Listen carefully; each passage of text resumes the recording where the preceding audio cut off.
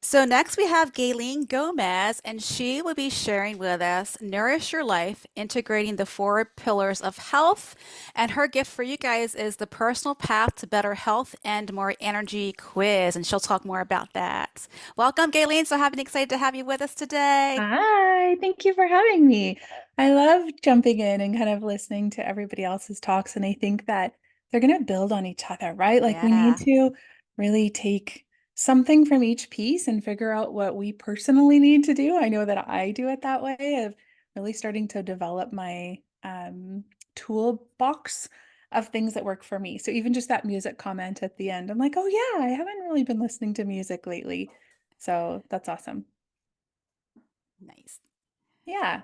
All Um, right. It is I your floor, my friend. Excellent. So I have a few slides up and ready to go, but quick introduction. My name is Gaylene Gomez. I'm the owner of Compassers Nutrition and Wellness, and I work with women that are tired of that diet roller coaster, tired of those quick fixes, tired of those things that so often get promoted to us, and we really want to build out some foundations that are long lasting. I have went through some very dramatic roller coaster health stuff. And I feel like if I didn't have these things in place, it would have went much worse for me. And when I go into new things, it's really about getting back to the basics. And so when we think about what those basics are, I call them the four pillars of health. And we're going to run through what they are together today. And then my gift for you at the end will be a quiz so that you can figure out what is your best next step. Because what happens is we get so many things we should do. We want to do all the things. We're going to, be motivated and try and tackle everything, but it's hard to tackle everything. We really want to just figure out what's going to work. So we're going to talk about how we can take all these things we want to do and actually integrate them into our life.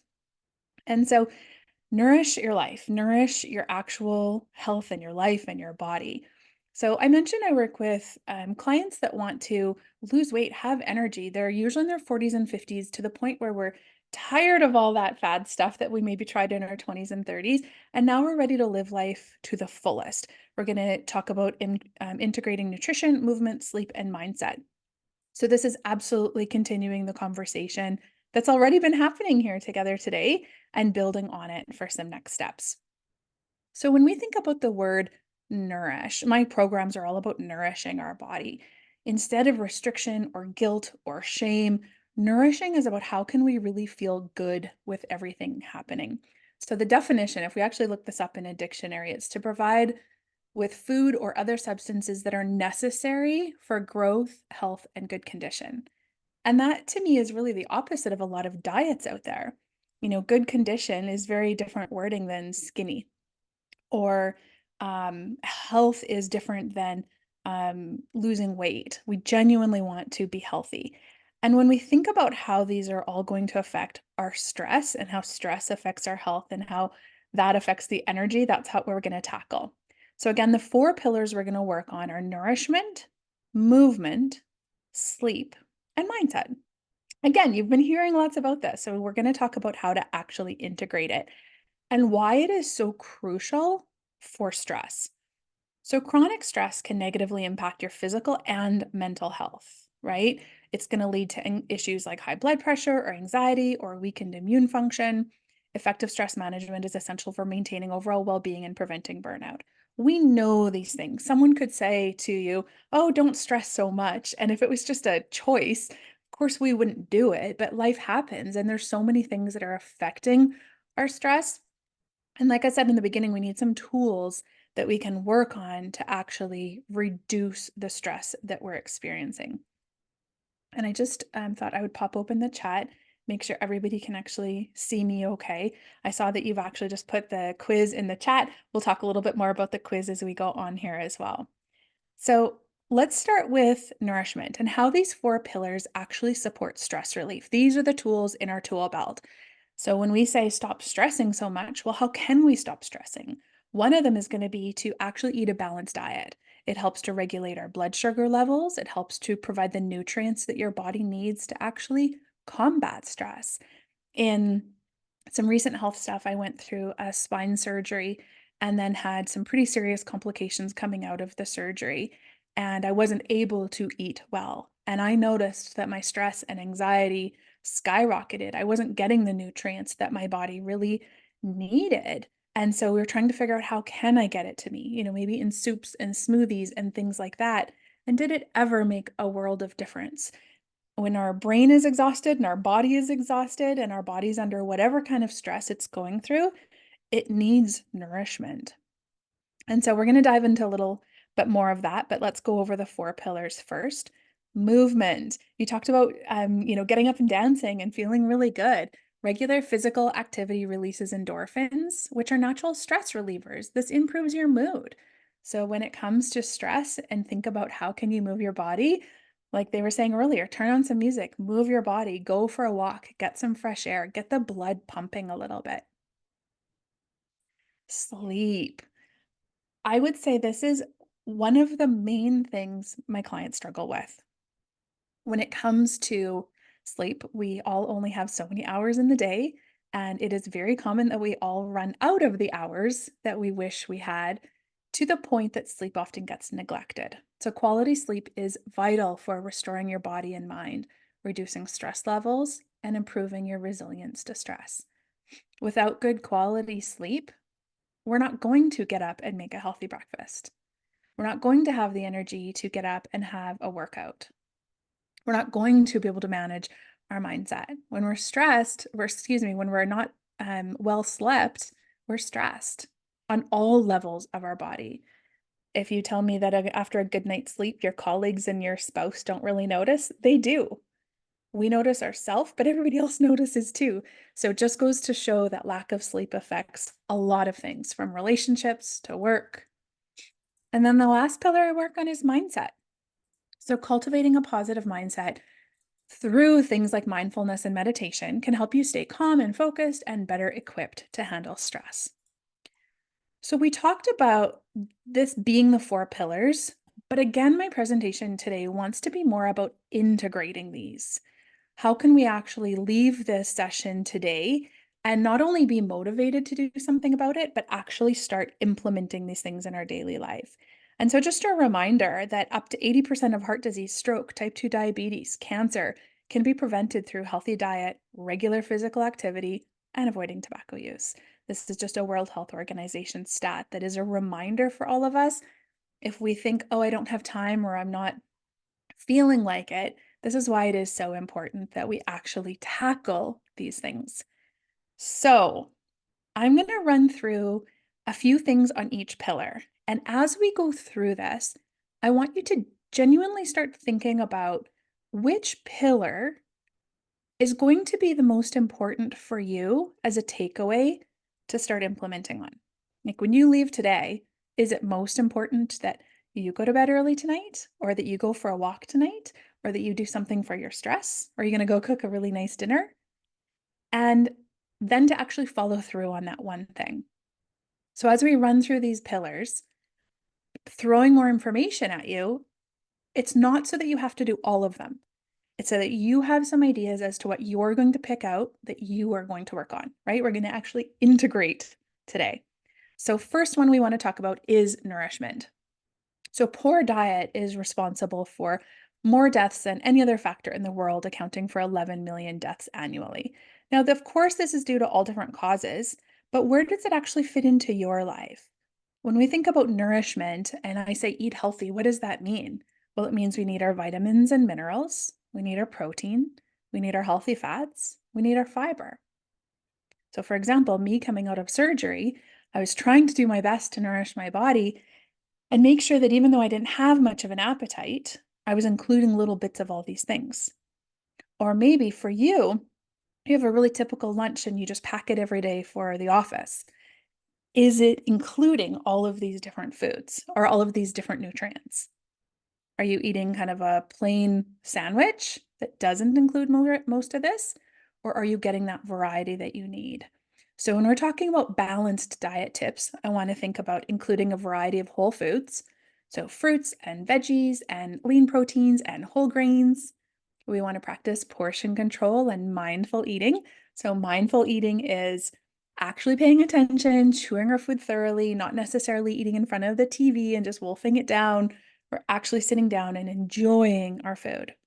And of course, staying hydrated with water and limit sugary drinks. So when you think about this pillar, is there something there that you could maybe do better?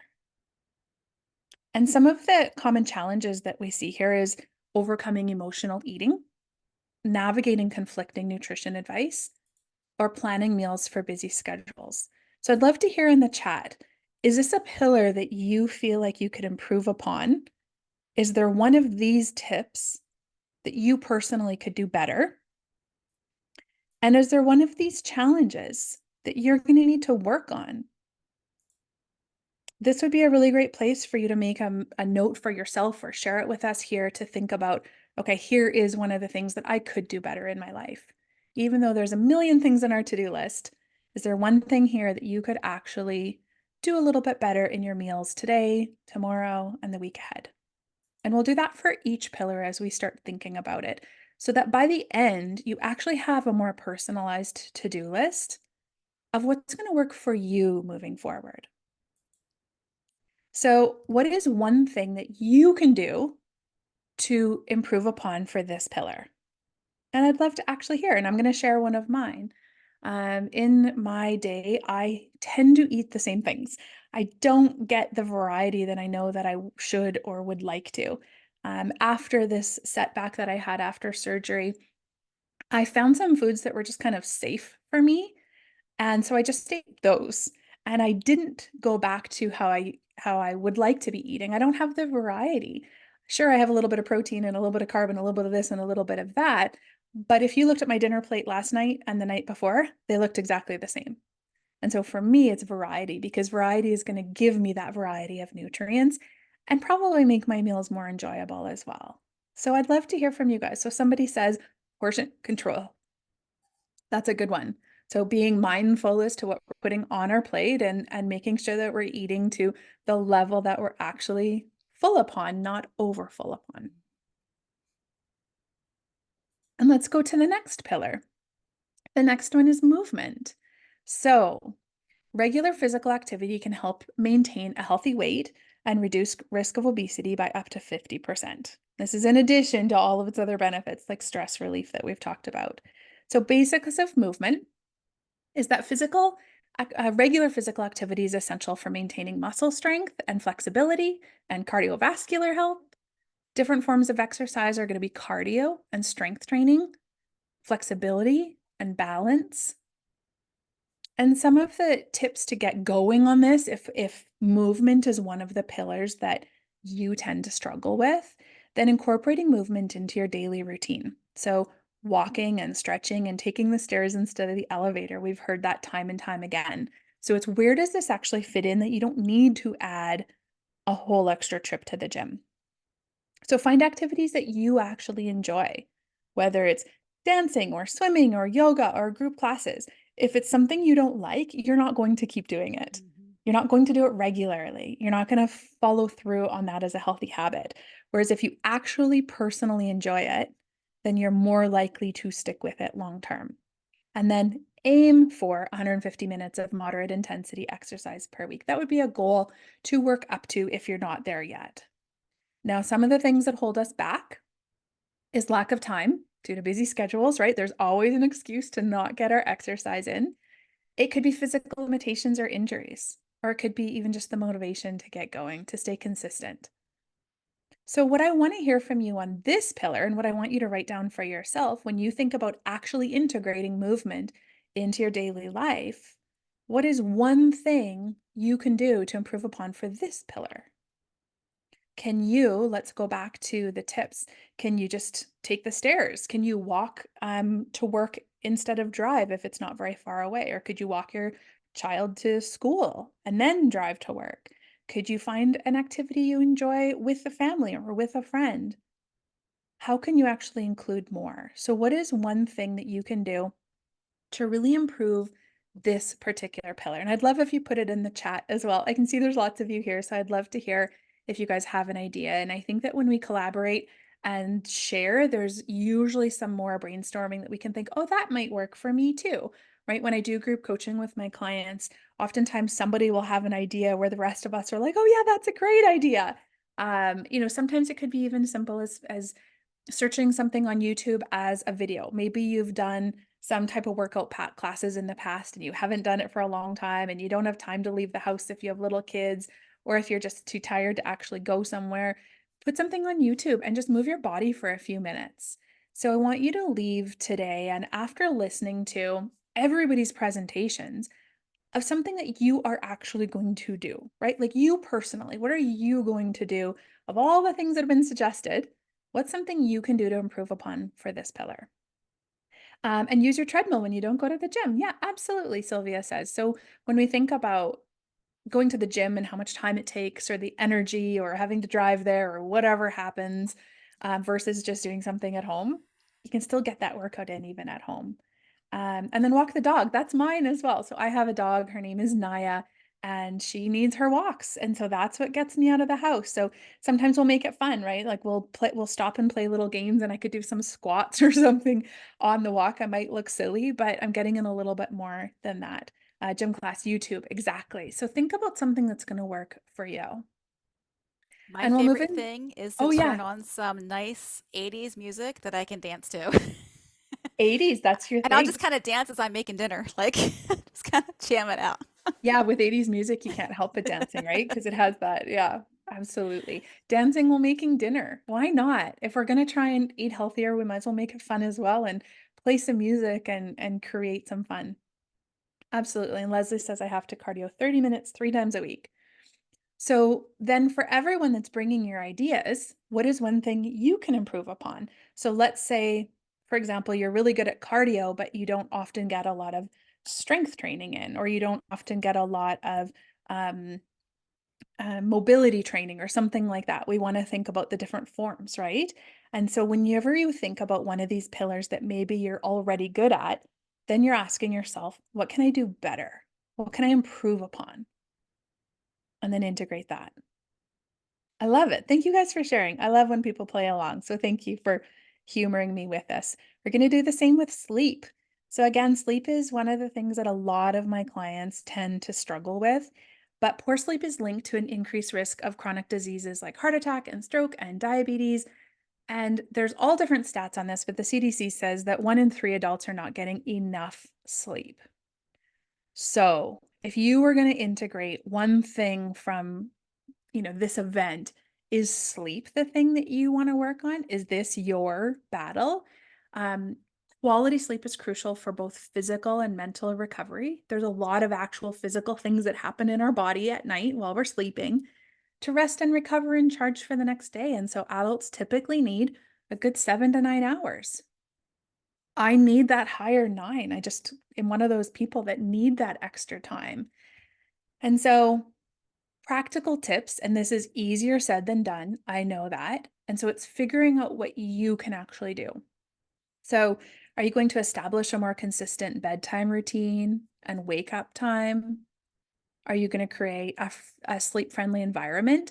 Maybe you need to actually pull the TV out of your bedroom or clear some of the clutter from the bedroom or put the laundry away so that you're not crawling under a blanket that also has laundry stacked on it. That was me last night.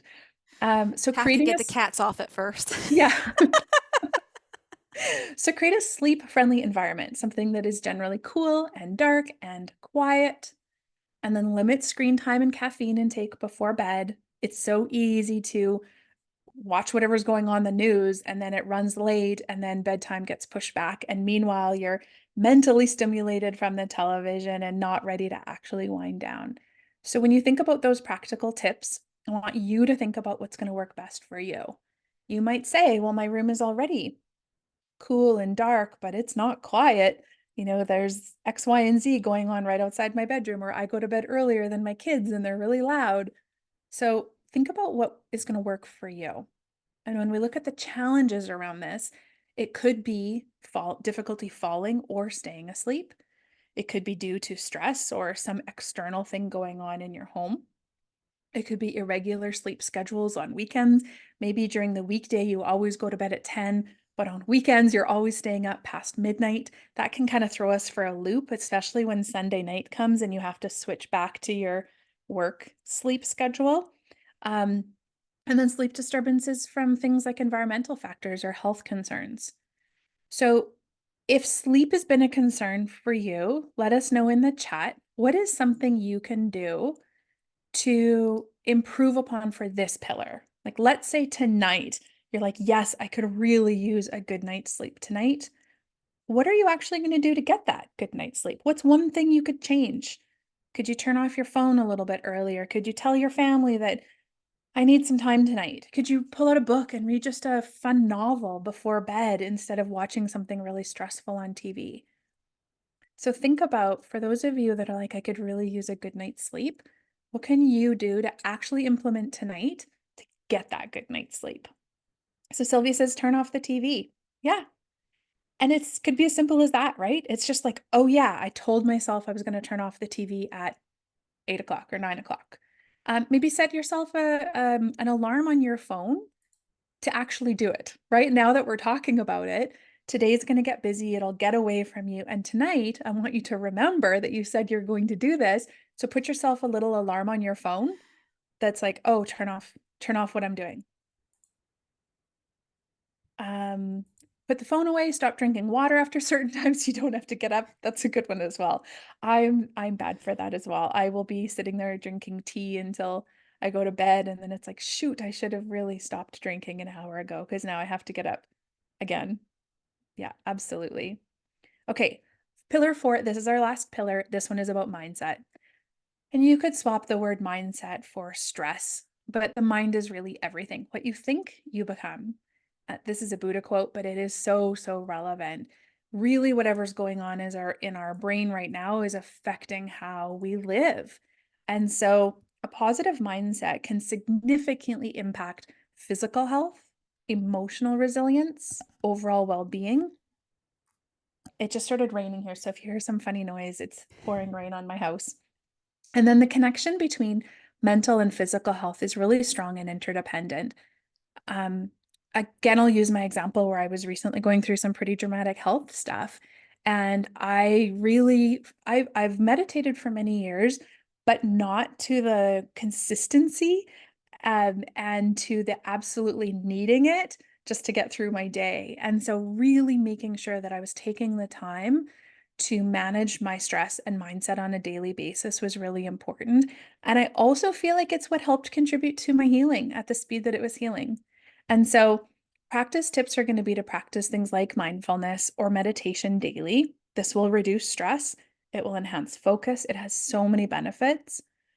We could also start cultivating a gratitude practice. Does anybody here have a gratitude practice? It could look like you wake up in the morning and then before you get out of bed, you list 5 things that you're grateful for. It could be really simple. Just like, I woke up today. I have a job to go to. So you're thinking about these things that um, are turning your mind into or turning it away from worry and stress, right? Instead of being like, oh no, I'm already late and I'm tired and I had to push snooze 3 times. We're setting our day up for gratefulness. And it does really amazing things when we start that way. Or maybe it's before bed and you grab a journal and you actually write out some things that you were grateful for happened that day. So, cultivating gratitude and positive thinking to build resilience, setting realistic goals, and celebrating small achievements. And challenges on this one are many. Negative self talk or limiting beliefs can hinder our progress. How often do we say something negative to ourselves? Mhm. There's studies on this that Yep. are really scary that we get stuck in a cycle and we have many, many, many millions of thoughts a day, many of which are the same. And if we're in a repetitive negative self talk, it's almost hard to get out of it. And so we want to crowd that out with a more positive mindset, where stress and anxiety from daily pressures or life events can make it hard to stay in the positive mindset when everything feels like it's going downhill. And then difficulty in actually staying consistent with this. Finding time to meditate every day can feel really time consuming. So I want to hear what is one thing you can do to improve upon this pillar, because this pillar really brings it all together, right? We talked about how if you don't have a good sleep, you're not going to feel like doing the other things. But really, if we don't manage our stress and our mindset, we're also not going to work on implementing them. So I really want to show that it's all connected, from stress to health to nourishment to sleep to movement to mindset. And so if you haven't yet, please comment something you can do for mindset. So I have someone said I have to remove certain apps off of your mobile devices. That's a really good one. We don't need all of those notifications binging at us all day long. Set realistic goals. Yeah, exactly. And so when we think about how these things are connected for us individually as a person, sometimes it's just taking a step back and recognizing it. If you're really tired today, what did you not do that you wish you would have? Maybe it's work out. Maybe it's have lunch with a friend. Maybe it's be able to be as good at your job as you want to be because you were too tired. Maybe your kids wanted to go play in the park after school today and you're too tired to do that. So, really think about how all of these are connected for you. Because when we talk about integrating it, we want to think about how all of them are going to fit together and which one you can actually improve upon. So, nourishment, fueling your body with balanced, nutrient rich foods, movement, incorporating regular exercise, sleep, and mindset. So, when we think about these pillars, it's important that we actually take action, right? Again, we're learning a whole bunch of things today or getting reminded of a whole bunch of things. But at this point, I want you to start creating your personalized health plan. And I'm going to help you do this in my quiz. So Pamela dropped my quiz in the chat. But to help you think about which pillar you're going to work on, there's all these things you should do or want to do or mean to do. I want you to get started with at least one of them. If you look over your to-do list, there should be at least one. And if you're not sure what that is, take my quiz because it will actually help you figure out which pillar to prioritize. So which pillar is going to make the biggest difference for you right now. And it'll give you like a 3-step personalized action plan to fulfill on. So when you create your plan, you want at least one concrete step that you are going to take, you're committing to taking, and actually set a timeline for when you start. Is it tonight that you're going to turn off your TV and go to bed earlier? Is it tonight that you're going to make a family dinner and actually sit down at the table all together? So, what is your plan? Your actual plan? What are you committing to integrating and implementing? And you can share this with us, but I want you to at least leave this session knowing something that you're like, oh, yeah, I can do this. I like doing it. I'm going to actually make it happen. And then get support and stay connected. So, if your struggle is that you don't follow through on this on your own, because maybe you need accountability or you're not sure how to do it, then absolutely take my quiz to get started. And I am a health and nutrition coach, so I offer personalized coaching as well.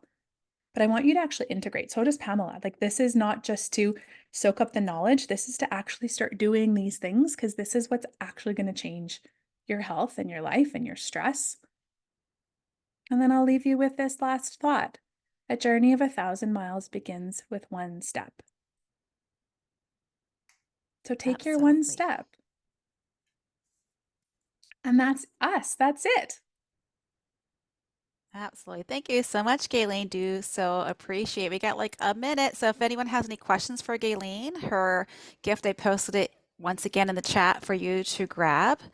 Um, if you have any questions, and I'm going to post the next link I'm posting. It takes you to the speaker event page for today. So you'll see all the speakers, all the bios. It was given in the email that was sent out this morning, but there's a link in case you didn't catch the email. You can get all the speaker gifts as well in case you missed this morning and didn't grab it. Any questions for Gaylene? Thanks, everyone. Thanks for playing along with me as well. I think Yeah, it's so nice when we throw some ideas out there together so that we can actually leave this saying, okay, here's what I'm going to do, right? Here's what I'm going to do today. yeah, absolutely. One step at a time, right? Just Mhm. take that It has to first be. step. Yeah. Take that first step. Great, let me stop recording.